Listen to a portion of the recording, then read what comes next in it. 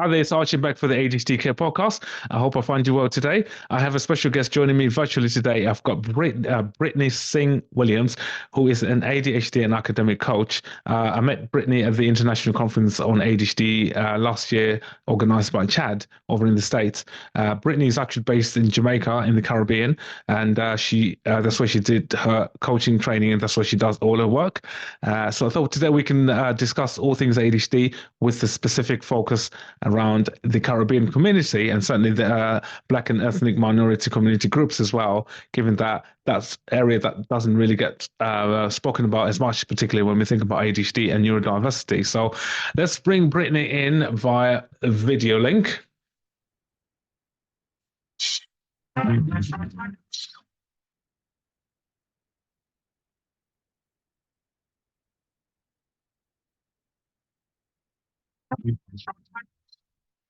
Hello.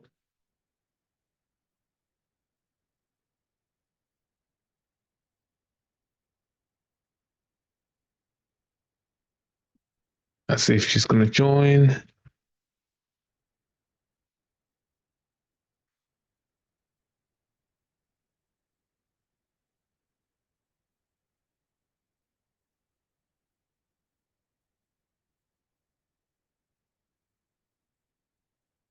There she is. Hi,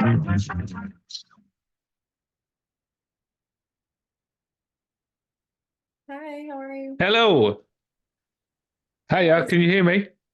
Yeah, can you hear me?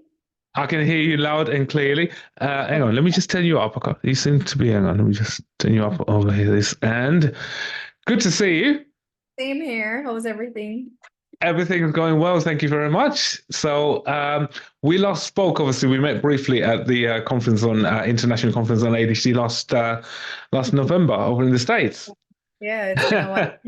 It has been a while, and I was just doing an introduction saying about who you were and your journey in this ADHD space, and I thought we can discuss about your career with a specific focus, given that you're based in sunny Caribbean. I'm so jealous, given that it's raining and wet here. Yeah, finding out the amazing work that you do, and I've looked you up on on your website. I've looked you up on your social media as well. So I thought certainly that's something that I want us to share with our clients.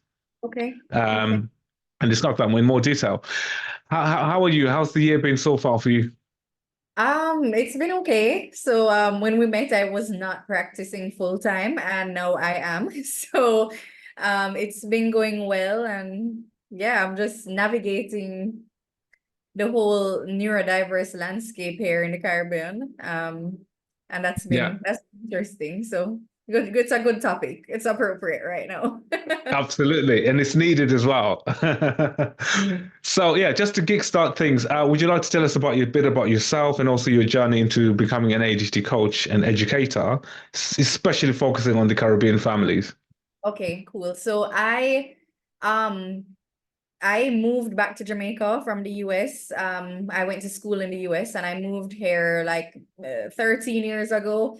And I immediately always knew growing up I wanted to be a teacher. I wanted to be in the learning space. So I came back, volunteered in a lot of lower income communities, and really developed a passion for turning education on its head, making, the learning differently, because I think that you have to be super creative to reach all kinds of learners, and using different methods that cater to everyone. So I spent a long time working in schools, working with teachers, and my dream back then was to always have my own school. And then the pandemic came. And when the pandemic came, I started a school, and it's like the craziest time to do it. But I was like, okay, I'm creative, I got this. And so I started a pod school. And so I had pods all across Jamaica, of children, and the teachers would essentially go to the homes. So, if you had a friend and you had kids, they would all meet up at that house, and we'd have like COVID safety regulations, things like that. And the learning continued. And it really was in that moment, I had a lot of students who had ADHD and autism.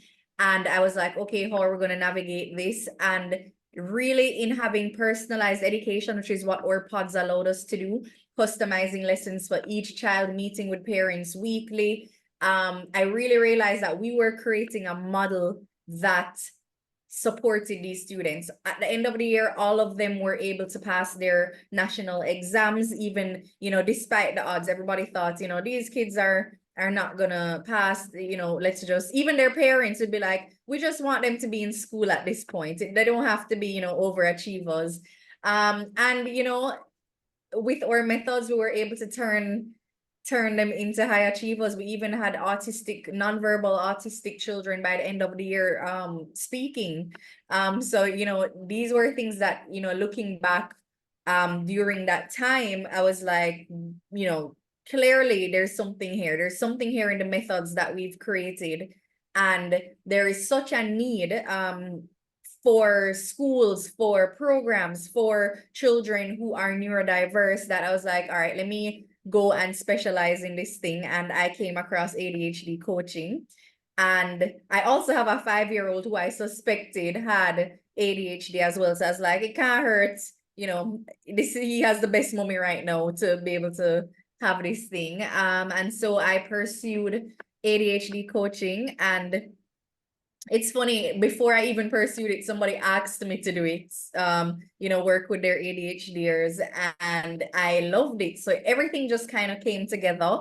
And now I've discovered that this is my new purpose, I suppose. So that's kind of how I got here. That is a fascinating journey. So what is your actual professional background? What were you doing before you came onto this? Oh, okay. So I am a multi-potentialite. So I've been studying education. So I worked in nonprofits that supported education ventures.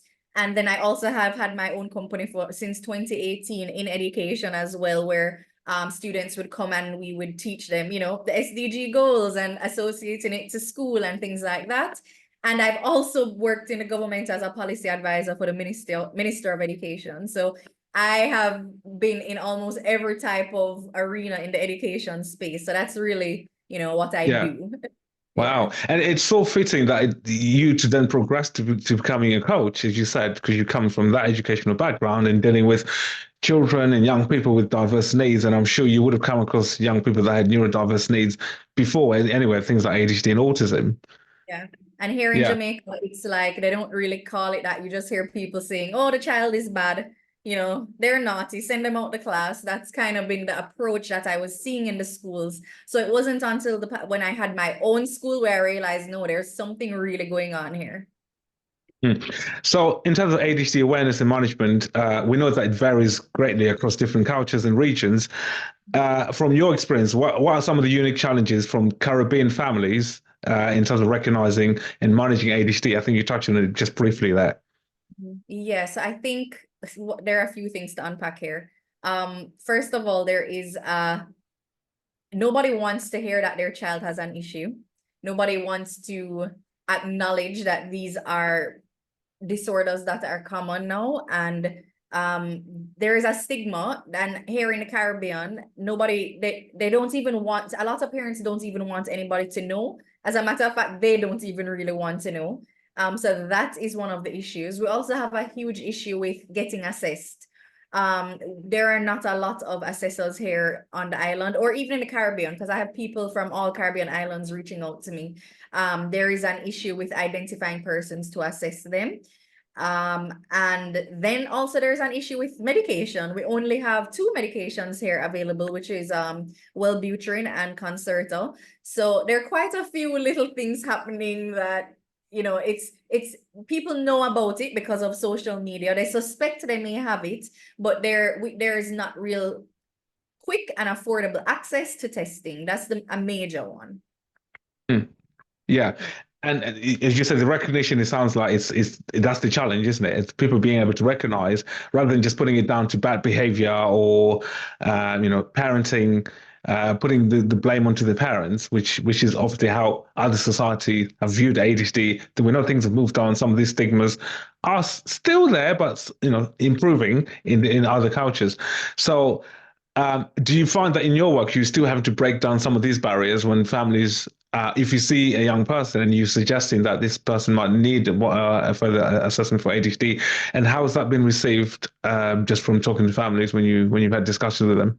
So it's funny you ask that, because one of the major things about being a coach is that you, in coaching situations, you aren't meant to consult or tell anybody anything. It's really about pulling it out of them. So I found that I have to do a little bit of consulting and coaching in my practice, because there is one, lack of knowledge. They really don't even know what they're coming into. They don't really understand what ADHD is. So there is a lot of teaching that happens, and I think it works in my favor because of my education background. So I'm able to make it fun and interesting, and have discovery calls and things like that that really open their idea to their mind to the fact that this is a huge superpower, and how are we going to leverage this. So I use not only coaching but consulting in order to reach this specific market, because it requires a lot of teaching. And I think once you start meeting people where they are, they tend to start to being receptive. A lot of the work I do now is in advocacy. So on my social media, and even going on national TV a lot, is really about awareness right now, so that people can realize that, okay, this is something I might be experiencing. And then once I start talking to them, they're receptive. Right, right. Amazing. And I think you're doing fantastic work. And I bet you it's not easy.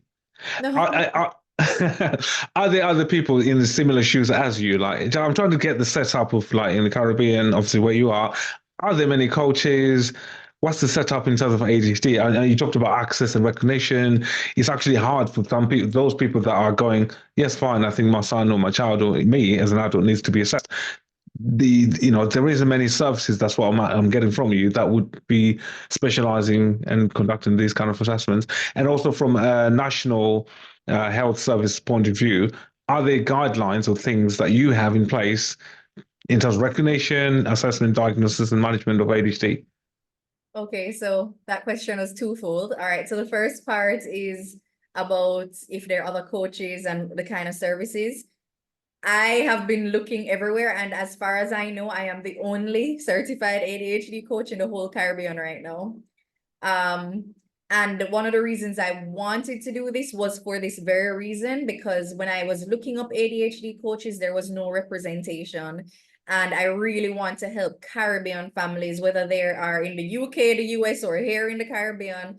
I really want to support those families, because there's a cultural element to it, and how you see yourself and perceive yourself is a part of your culture, right? So as far as I know, there are not many, and I have not found any, but there are a lot of therapists, however, that do have clients who are who have ADHD or autism, and they have been referring them to me. So that's kind of how it's been working right now, trying to use the multimodal approach to treating ADHD with coaching, medication, therapy, and all the different aspects.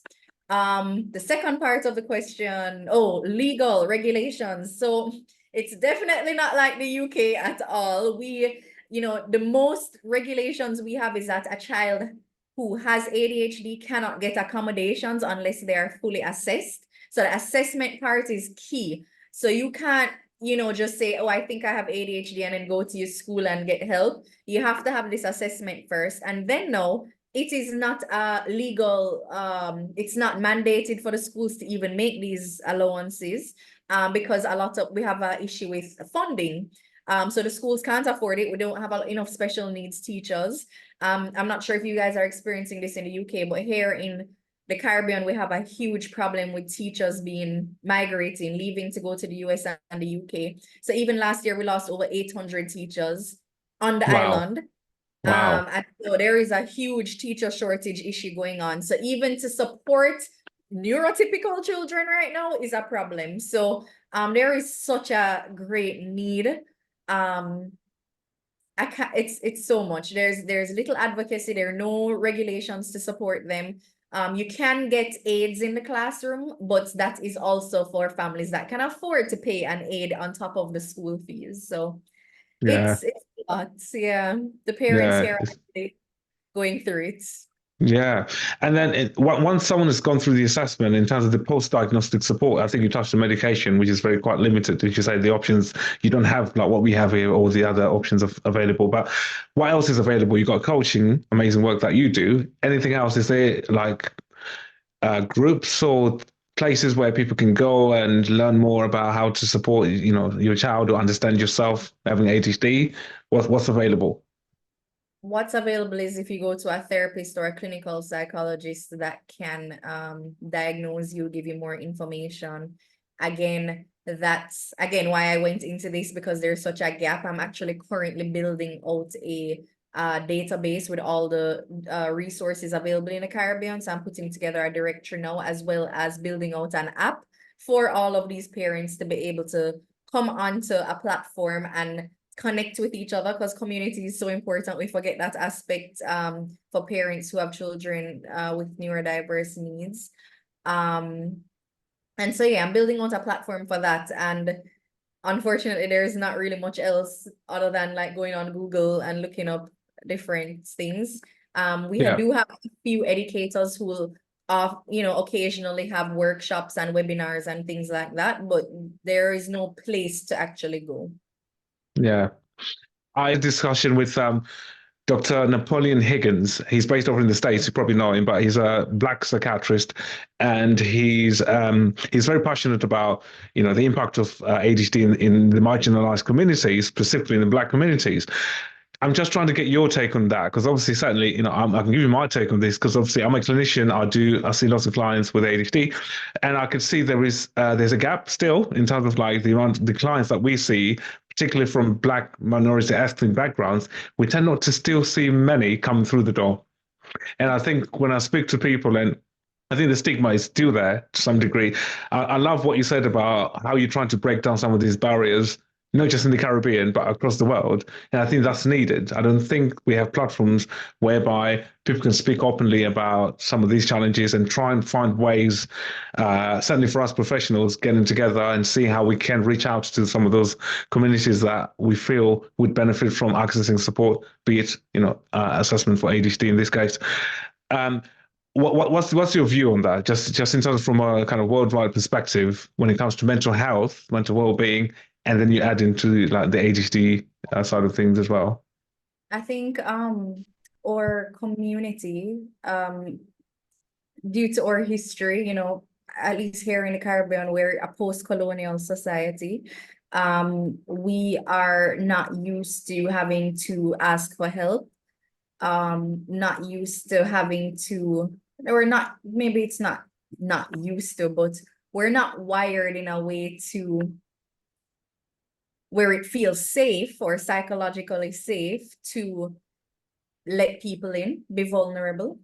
And a lot of that, you need a lot of that to get the self-work done, right? And so that even level of introspection, I even have friends who sometimes I'm like stunned that they've never just taken some time to think about how they're feeling. And, like, I think that we've had to fight so long for everything that we need in our life for our freedom. That sometimes you get stuck in the fight and you're not trying to save yourself anymore. Like you just, and I think that's how Caribbean people, maybe Black Americans, may see mental health as just like, I don't have time for this. I'm fighting to stay alive, I don't know. I don't know if I'm making sense, but yeah. So I think with social media now, people are starting to see the value and realizing that this can be really healing for them. And I think it's happening at a faster rate, which is nice to see. Even since the pandemic, more and more people have been like, okay, I need help. I'm having a problem. People had to face themselves and look themselves in the mirror. And I think in a way, in some ways, the pandemic has saved us, Yeah. But yeah, I think it's the same here. And I think because of the stigmas, people always want to pretend to be okay. And it's not till somebody starts talking about it when they're like, okay, I'm not alone. There's something going on with me and it's time to talk about it. So I think the more that they see people that look like them, have similar experiences starting to share, I think I always say to one of my friends, one of the best ways to save the world is vulnerability, like really showing that, that when people see that you are just like them and you're going through the same things, that it really speaks to them. It's like a Yeah. testimony. It motivates people to make a difference in their own lives. Yeah, and certainly I'll look at it from the point of view in terms of the clients that we work with and patients coming through and seeking help, reaching out to those communities. But certainly from a professional point of view as well, like you and me, the role that we can play to try and break down some of these stigmas. I think representation helps. People seeing us, you and me, working in this field, being able to, if they can see that, okay, I'm coming to see Brittany, I'm coming to see Archie, and they can actually identify and see that this person is from the same community as them, that also help. But I think the long story is there is the whole, actually there's not many professionals like you and me working in this space, and how can we increase the awareness of people actually being attracted to coming and working in the health sector, becoming physicians, doctors, coaches like you. I'm sure you can look around, not just in the Caribbean, obviously there's not many there, but when you came to the ADHD conference, you couldn't see many. I think in the States there are many. I think there's quite a few Black coaches, but generally speaking, if you think about psychologists, psychiatrists, the wider spectrum, there's still not many. Yeah.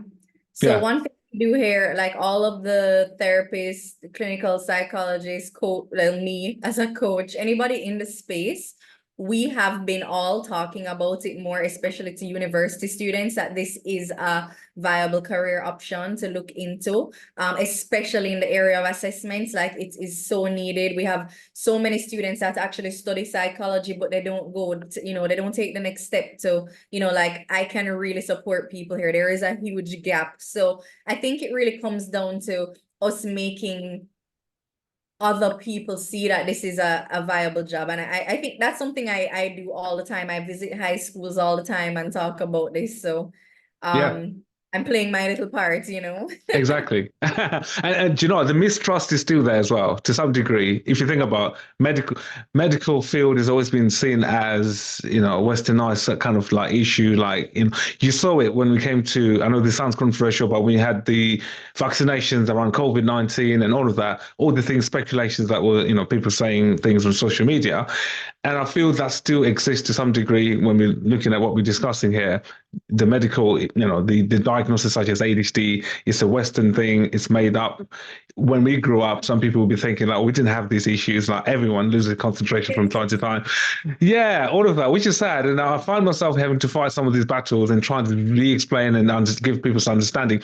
But I like what you said about social media, that it's helping. It's normalizing things that, okay, some people had this misconception about ADHD, and then they go on social media and they go, do you struggle with this? Or people can relate more to that without someone actually sort of feeling like they, giving them a lecture to some degree. But there's still work to be done. And I'm pleased in terms of what you are doing and in terms of the journey that you are taking in terms of that. Just moving on from that, are you able to share with us kind of like memorable kind of success stories from your coaching practice that highlights elements of like you worked with a young person or family who was struggling, and what was the outcome of that? Okay. So one of the very first, I think I touched on it, like one family had asked me to work with their teenager. The father had ADHD as well as the daughter. And this is before I even knew that I was gonna go into this practice. And really, I became so integrated into their family, like in the family WhatsApp group, everything, like really helping their daughter to develop her executive functioning skills and how they communicated together as a family. Like, if the dad said something, I said, okay, how could he say that a little differently to reach her where she's at? Like, and I think that experience, it just sparked something in me.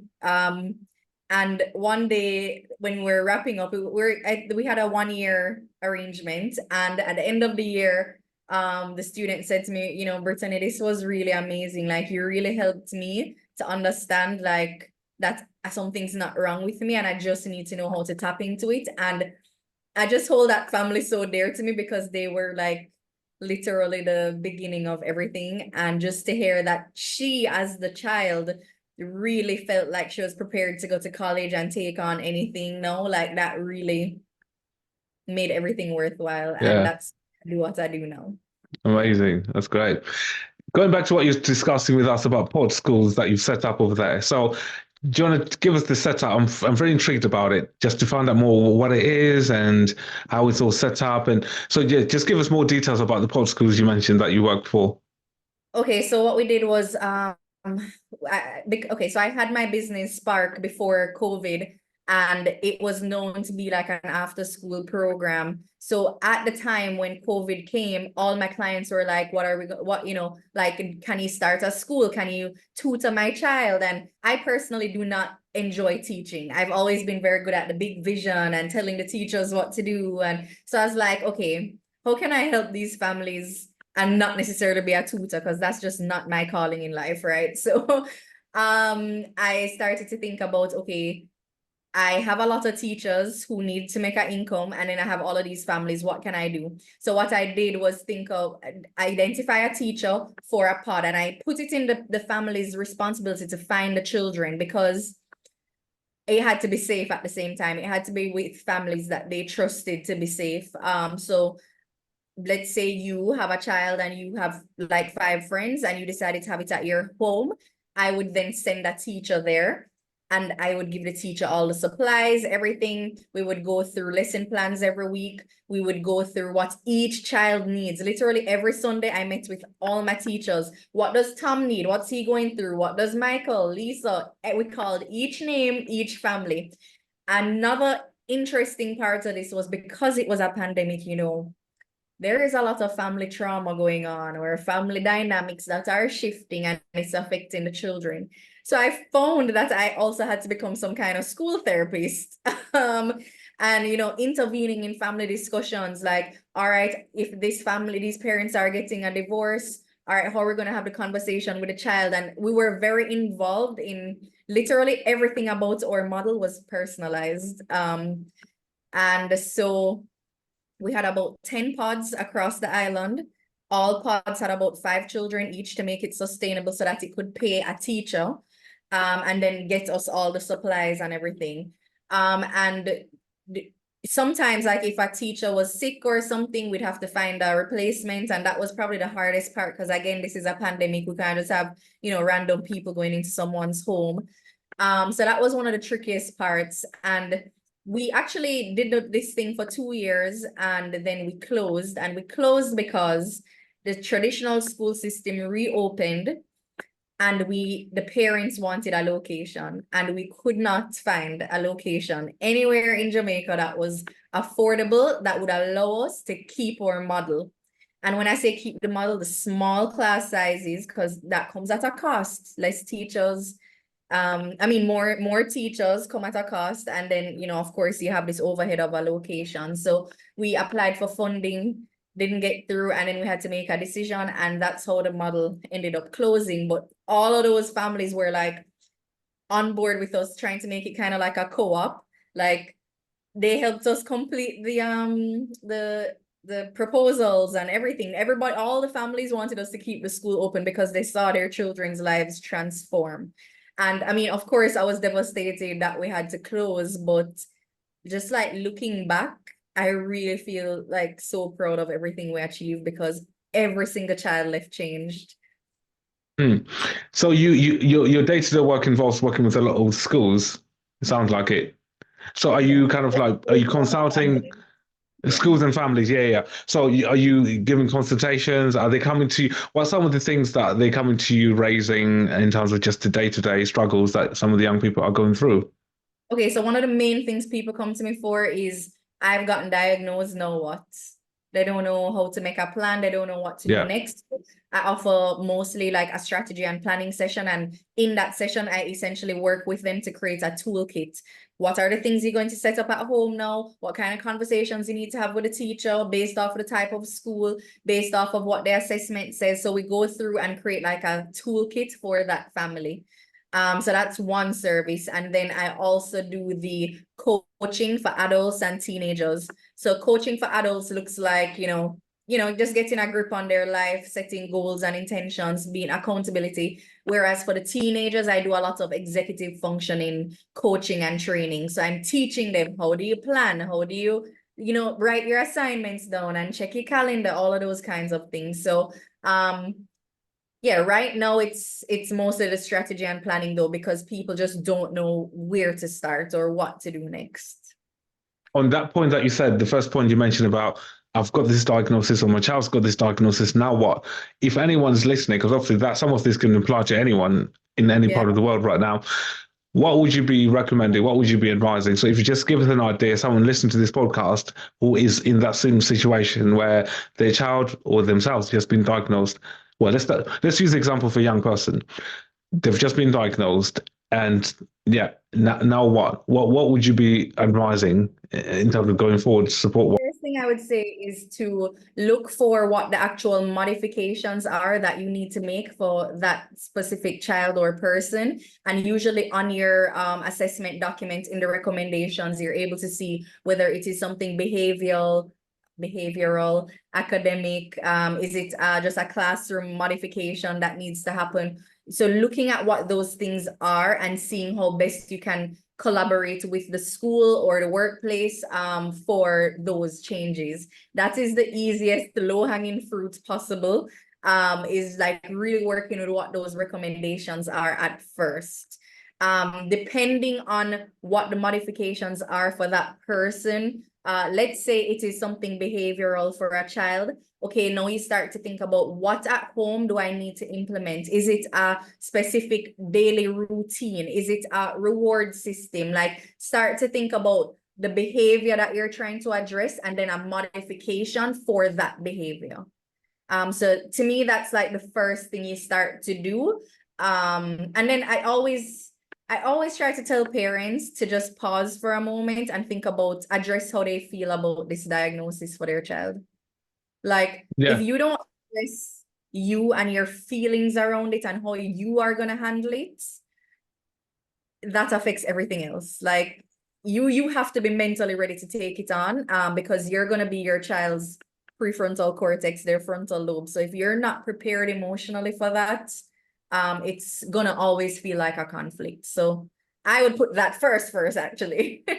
Yeah. There's this element of acceptance, isn't it? That you coming to peace with the diagnosis if you're the adult themselves, or you processing the diagnosis how you feel. Some people might feel relieved. Some people might feel regret. Oh, I should have done this earlier.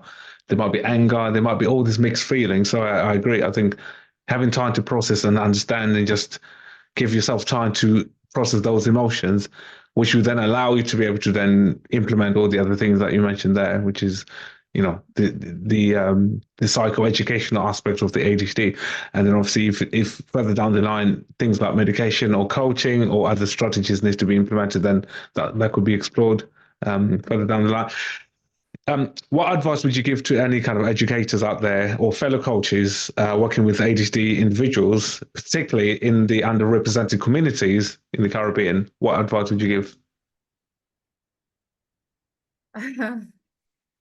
Well, I'm giving this advice to myself, is really like be patient with the markets. It's there, but it does require a lot of hand-holding and knowledge sharing. People are still in a state of not really sure what this is, what do you mean, and what's this going to take of me. So having a sense of patience and understanding that the market is changing and there is a need, and just giving yourself grace as a coach and as a provider, because to hold space for someone, you also need to ensure that you are pouring from an overflowing cup, not an empty cup, So I think that's the advice I would give. Just like really in any service-oriented work, therapists, mental health providers, or every type, like it's really important that we ourselves are giving ourselves grace and checking ourselves, like, are we okay? Because you can't show up for other people if you're not okay.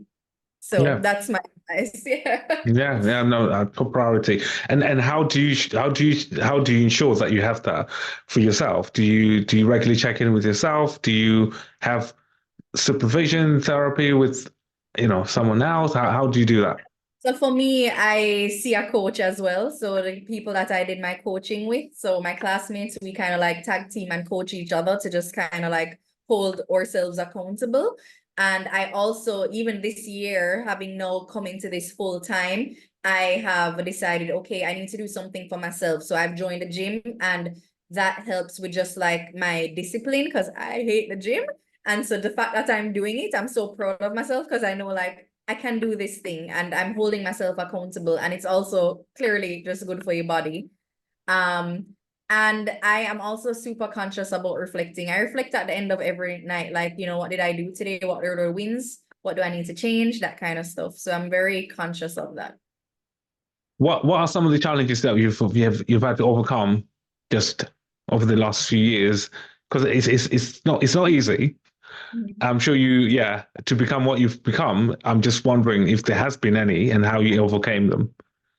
I am in the process of still overcoming. I think that I it's funny, in one breath I'm saying to people, you know, this is a space that you should come into to work in and stuff, but it has been challenging because I've always felt that I am fighting against a system. I've always felt that everything I do, I've had to convince people that this is the right way. When I was working full-time in education, working in the government, saying, you know, these policies need to be put in, everything just has always felt like an uphill battle. And it's like, I also know that this is purpose driven. So it's like I'm focused on my purpose, but it always feels like I'm being pulled back. And so for me, that's been the most difficult part of keep putting one foot in front of the other. And that's one thing I would say. It's super important to know that you're doing something you're passionate about, Yeah, because yeah. when it gets tough, you know, it gets tough. Yeah, yeah, of course.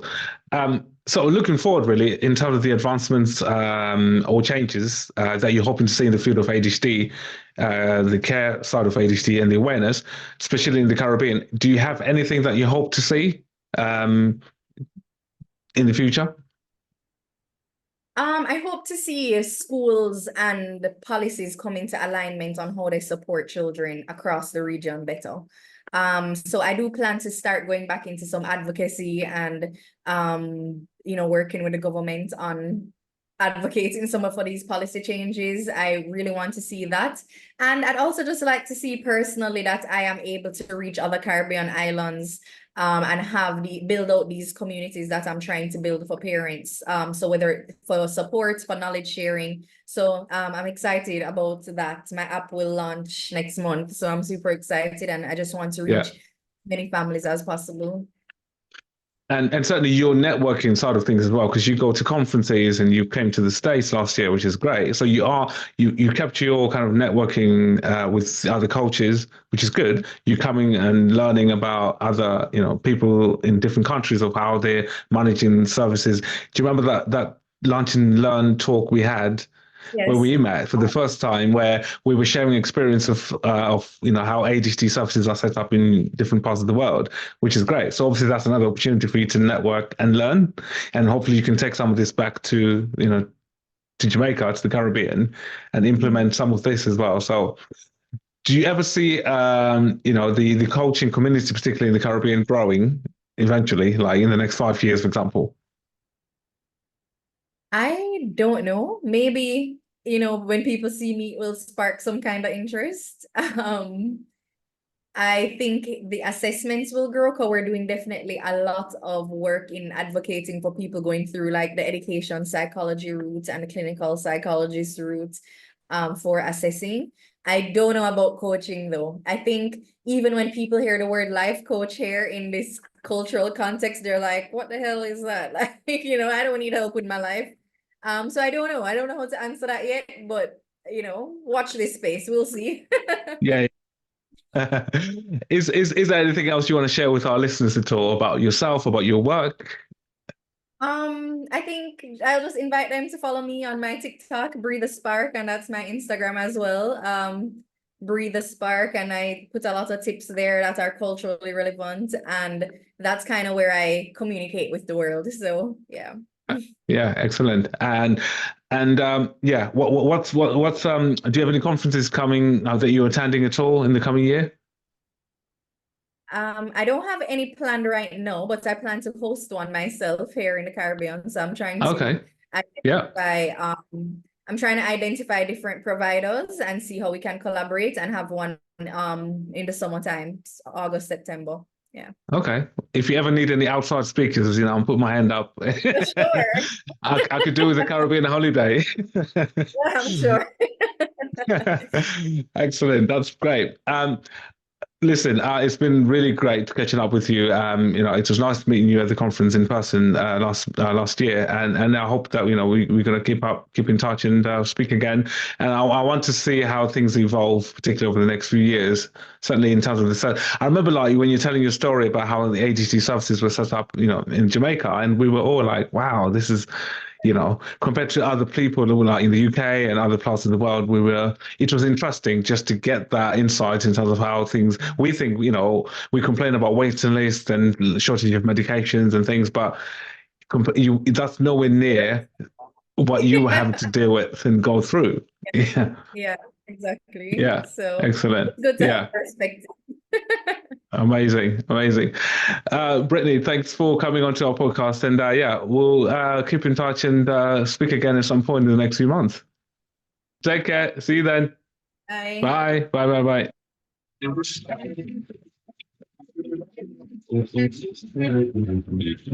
Bye.